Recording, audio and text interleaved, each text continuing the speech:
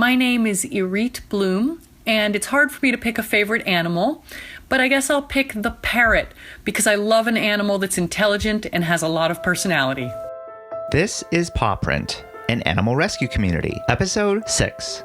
I'm Harold Ree. I'm Nancy Ree. Today we continue our conversation with Irith Bloom, dog trainer in Southern California with her business, The Sophisticated Dog. In today's episode, Irith tackles two challenging topics: aggressive dogs and shock collars.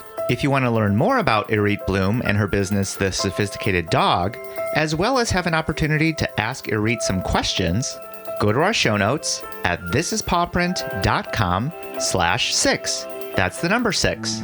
I work a lot with dogs that are reactive or aggressive or whatever you want to call it in the face of certain situations. I have one client where the dog literally attacked and tried to kill another dog.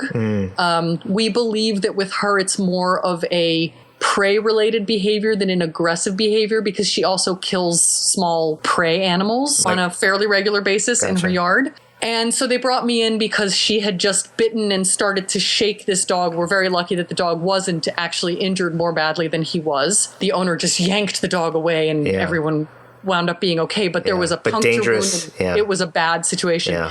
It probably took about 6 months of training. This is something people need to be aware of, is it doesn't happen overnight. But now her reaction when she sees a small dog is to look at the small dog and then look at her handler and say, "Where's my treat?" And so the handler still is feeding her treats for doing this. I'd much rather have the dog getting a treat when she sees a small dog than trying to pull her handler over and attack the small dog. Because I work so much with dogs who behave in an aggressive manner or in a fearful manner, those are the stories that I actually have the most of. I had one client where the dog was a puppy mill survivor, I guess would be the word for it. She was terrified of everything.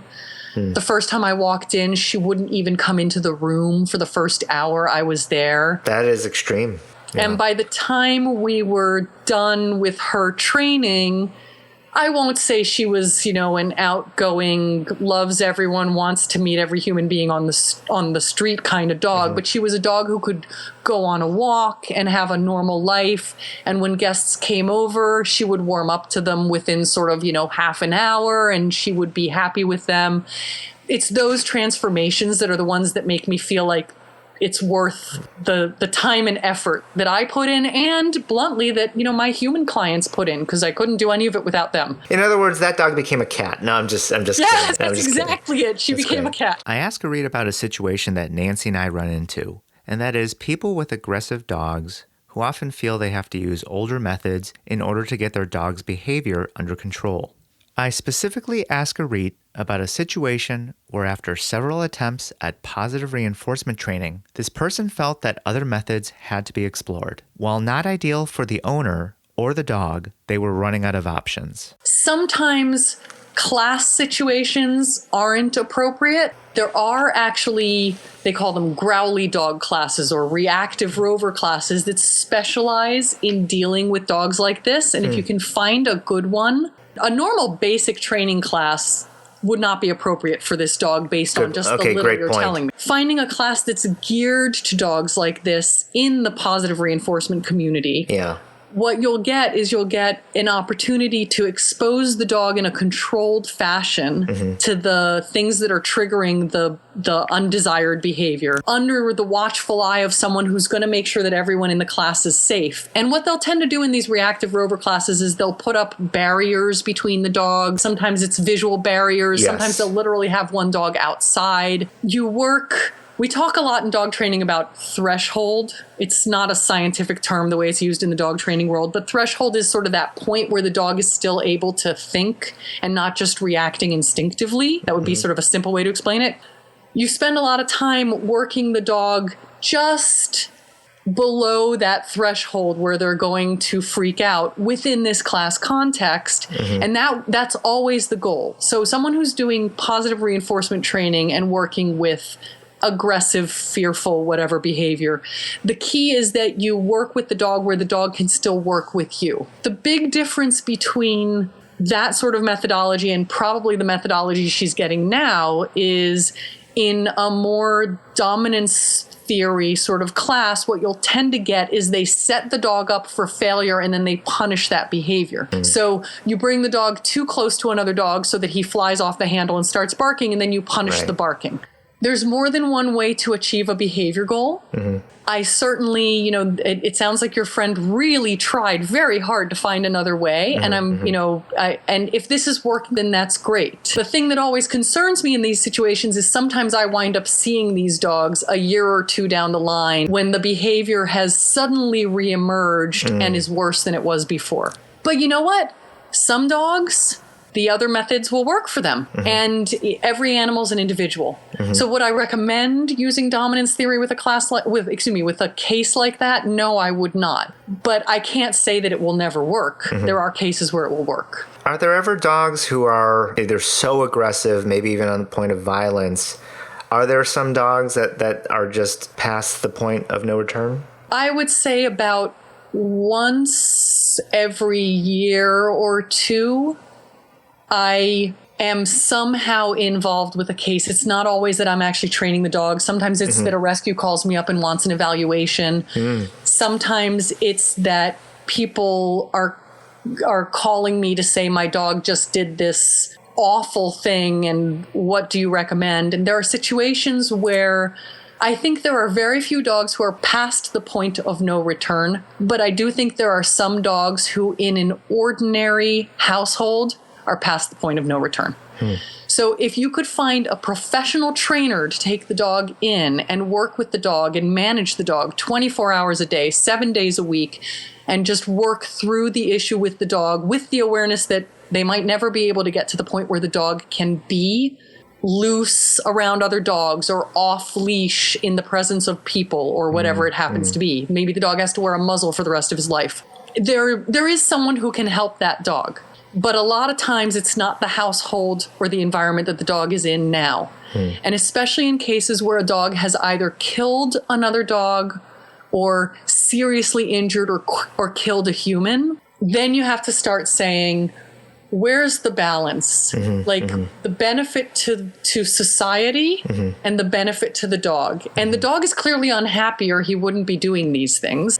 The next person who gets bitten could be a child, if you know what I mean. And so there are times when I do recommend to people, unless you are willing to go 100% in, dive in with both feet, that's a mixed metaphor, but you know what I mean. This dog is not going to get better and someone's going to get hurt. And it may be kinder to take him to your vet and in an environment surrounded by people that the dog loves, just let the dog gently go to sleep. We've actually talked to rescue organizations that have heartbreaking stories of exactly that. They really did try. And, these are shelters that really are very proud of a low kill rate, really giving their all. And it's just heartbreaking for better force does happen. So, well, thank you. Well, it's just like there are people who can't be in society safely. Yeah, good point. So once in a while, you do have that happen. Let's rewind the clock back a little. Can you tell us a little bit about where you grew up, childhood, your journey? You do, of course, mention your first career in translation. Any other highlights of growing up that kind of brought you to this point?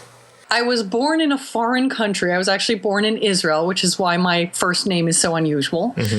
I moved back and forth between Israel and the United States for the first 9 years of my life. I had a passport when I was 9 because that was the first time I flew without my parents. We always had dogs wherever, in one country or another, there were always dogs. So I've been interacting with animals from a very young age. And I've also been interacting with languages from a very young age, living in 2 countries that speak 2 different languages. Right. We finally wound up settling in Philadelphia, which is where I think of myself as growing up, even though I really grew up both in Philadelphia and Tel Aviv. I mentioned earlier that I was the one who trained our dog when I was 10 years old. I was the primary trainer, and I had a horse. I trained my horse. I had a lot of fun. It was so nice having a horse. Then I went to college and I just had a life with no animals for a while. Yeah. And after college, I moved to Japan. And I translated in Japan, lived there for several years. Part of the JET program or some other program? You obviously know your way around Japanese English teaching. I actually did not. I missed the deadline to apply for JET. It was just sort of a coincidence of timing. Sure. I sent a bunch of resumes to a bunch of different companies in Japan, just basically saying, hey, I speak English and I would love to work in Japan, and do you have a job? And I wound up getting an English teaching job in Hiroshima, Japan. And after a year in that job, through someone I knew, a connection I made, I got a job at a junior college teaching English. And I was also studying Japanese. I had actually studied Japanese when I was at university, at college myself. Yeah. So I was studying Japanese to try to get myself to the point where I could work professionally in Japanese. So when I arrived in Japan, I could order a cab and buy groceries and things like that. But I couldn't have a complex political discussion or read a newspaper cover to cover. And so that was sort of my goal, was to achieve a real native level fluency. That's a phenomenal goal, right? So, and it was, I have to say, it was a long journey, but it was a lot of fun. So after a couple of years of teaching at the junior college, I quit my job, studied Japanese full time for a year, used up all my savings, and I took this test that the Japanese government administers and passed the highest level of it. And then I basically went around to companies with that in my hand and said, I'd love to be a translator. Do you have a job for me? I was lucky enough to get a job at a printing company in Kyoto, lived in Kyoto for several years, had a great time there, then moved back to the US and kept translating in the US, met my husband, got a dog, and found my way back into animals again. And my degree from university, I was a biologist. So animals were always my thing. I just sort of took this long detour for 5 or 6 years into another career. Just join the club, right? So many of us, right? Yeah. That's wonderful. Thank you so much for sharing that. That's incredible. Thank you. Any dogs, or it could be your own dogs, any dogs over the years that really just touched you? Definitely. I have some dogs that, well, obviously, my own dog I love to pieces, and he's...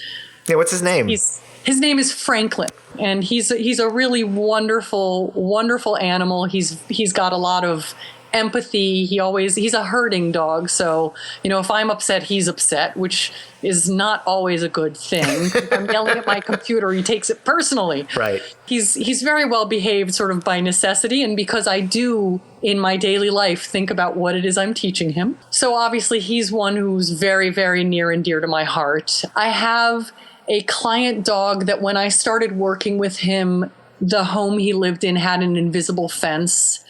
And he's a German Shepherd who tend to be, I don't want to be breedist, but I'll say that German Shepherds tend to be highly strung, maybe is a good way to put it. I think some folks would agree, right? They're sensitive souls.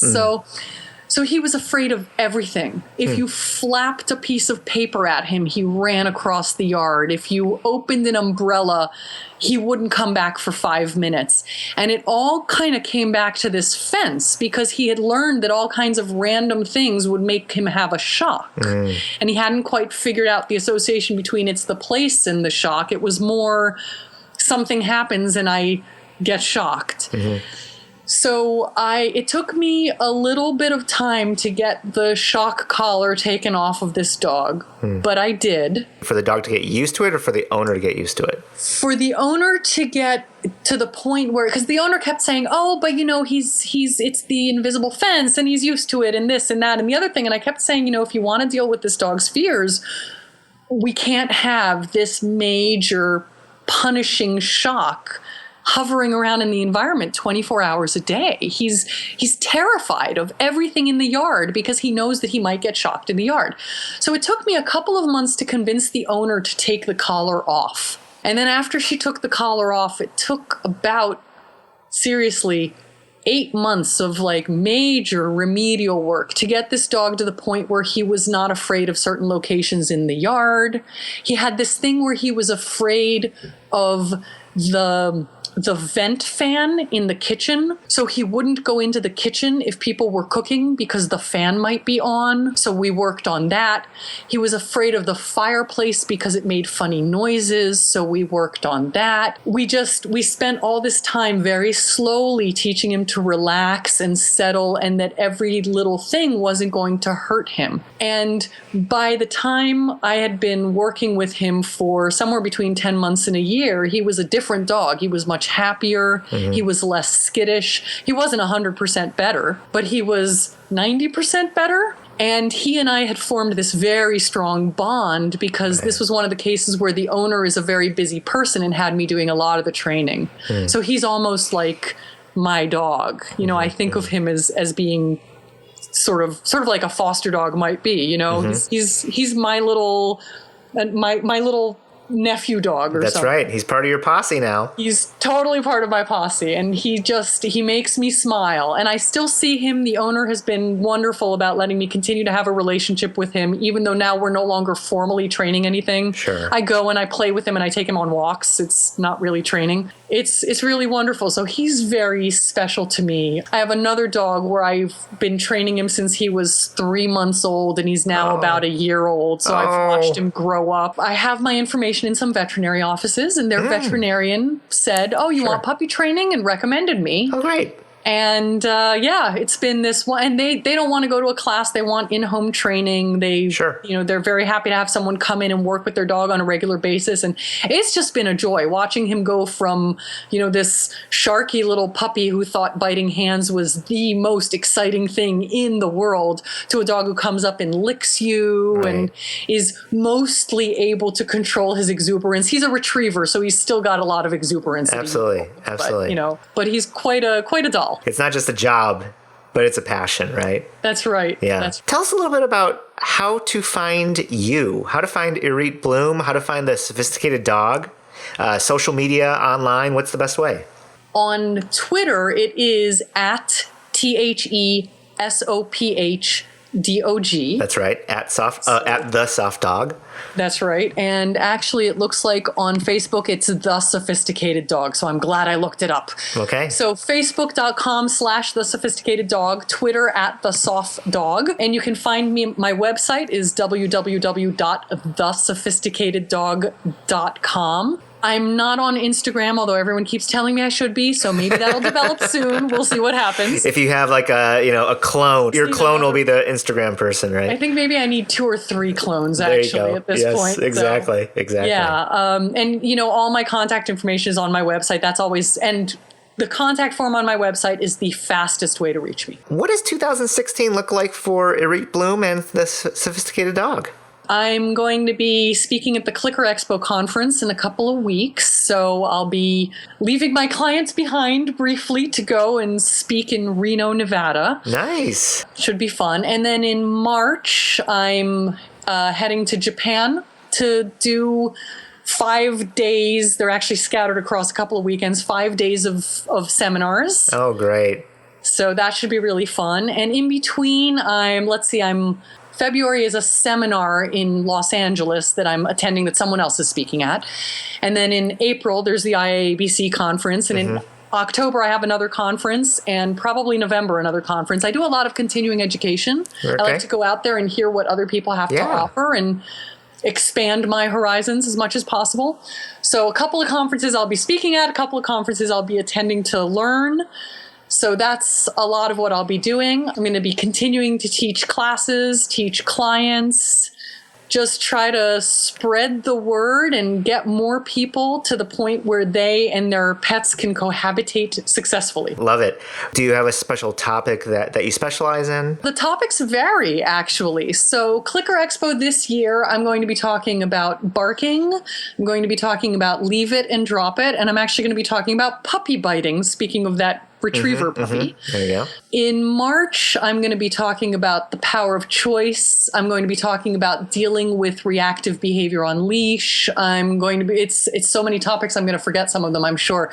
I'm going to talk about the relationship between classical and operant conditioning, which to put it in other terms, is Pavlovian conditioning and Skinnerian conditioning, for those who know who Pavlov and Skinner are. Basically, classical conditioning is emotions and how it's more automatic body responses. Operant conditioning is behavior that we think about. So those things are never separate. We like to divide them up as if they're two separate things, but they're not. So that's one of the topics I'll be addressing. Talking about generally dealing with aggressive, fearful behavior. I do a lot of that. I do a lot of seminars on leash walking, which is a big topic, whether it's just, learning how to walk your ordinary dog or learning how to walk your dog who chases squirrels and has bigger issues. I think the theme is that you teach a lot and you know a lot, which I like. Well, I think that's probably pretty accurate. I enjoy learning and I enjoy teaching. Paw Print is an animal rescue podcast. What kind of advice could you offer to the animal rescue community? First of all, I just want to say kudos to the animal rescue community for being out there, because there are a lot of dogs in need. I strongly recommend that rescues do a lot of research on which trainers they refer to. Since I know most rescues have an association, look for trainers who have certifications. Unfortunately, dog training is an unlicensed industry. You can hang out a shingle. Look for people who have a certification, especially from an organization like the Certification Council for Professional Dog Trainers, which meets all of the criteria for an objective certifying organization. It's the same kind of testing that your accountant, your CPA, I should say, or your dentist or your doctor has to go through. There's continuing education requirements. Another good organization is the International Association of Applied Behavior International Association of Animal Behavior Consultants, which is IAABC. Those are both really excellent organizations to look for trainers among. I mentioned already that I'm a Karen Pryor Academy graduate. Karen Pryor Academy graduates are going to be using modern science-based, pet-friendly, force-free methods. So those are always a good choice.